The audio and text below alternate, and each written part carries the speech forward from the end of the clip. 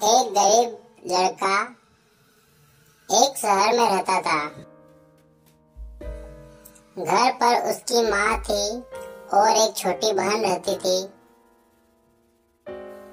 माँ मजदूरी करती थी, परंतु बच्चे के बीमार होने पर पैसे नहीं बचते थे,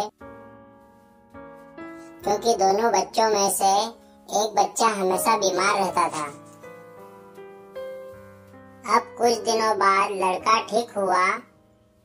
लड़के ने सोचा कि अब बहन का इलाज कैसे करवाएं। लड़का सोचने लगा कि माँ कब तक मजदूरी करेगी। मैं भी छोटा मोटा काम देख लेता हूँ ताकि घर की समस्या कम हो जाए, वह बहन का भी इलाज हो जाएगा। अब लड़का काम की तलाश में 8 रोज से इधर उधर भटक रहा था कि अचानक उसे जमीन पर गिरा एक पर्स मिला।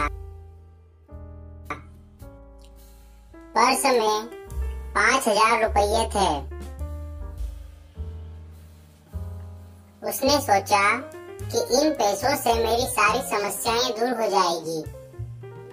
ऊपर वाले ने मुझे गरीब समझकर मेरी मदद की और ऊपर वाले का धन्यवाद देता है। वह सोचता है कि इन पैसों में मेरी सारी समस्याएं दूर हो जाएगी,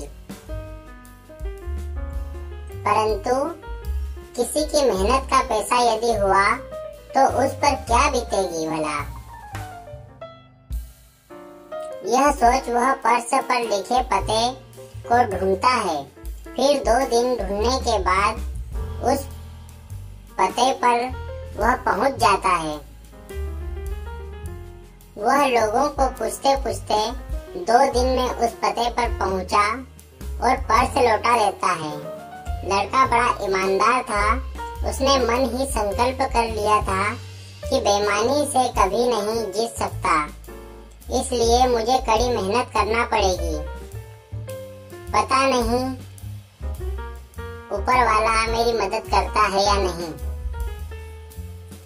सेठ ने उसकी ईमानदारी से खुश हुआ और बदले में पैसे देने चाहे तो लड़का मना कर गया। वह बोला कि सेठ जी, काम दीजिए या नौकरी,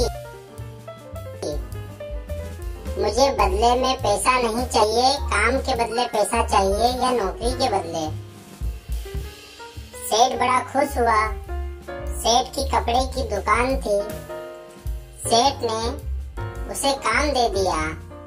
लड़का घर गया और उसने माँ को पूरी बात बताई। वह भी खुश हो गई। वह सेठ के यहाँ कपड़े की दुकान पर लड़का रोजगार काम मिल गया। लड़का होशियार ईमानदार था, दिनों दिन तरक्की करते गया। सेठ ने अपने गोडाउन का सारा कामकाज लड़के के हाथ सौंप दिया। लड़के की होशियारी देखकर लड़का अब बहन का इलाज करवाकर खुशहाल हो गया और माँ परिवार के साथ अच्छे से रहने लगा। कुछ सालों बाद वह लड़का शहर का सबसे बड़ा धनी आदमी बना। इतनी गरीबी होने के बाद भी लड़के ने ईमानदारी बताई। वह ईमानदारी के कारण लड़का शहर का सबसे बड़ा धनी आदमी बना। वह उसकी ईमानदारी काम में आई।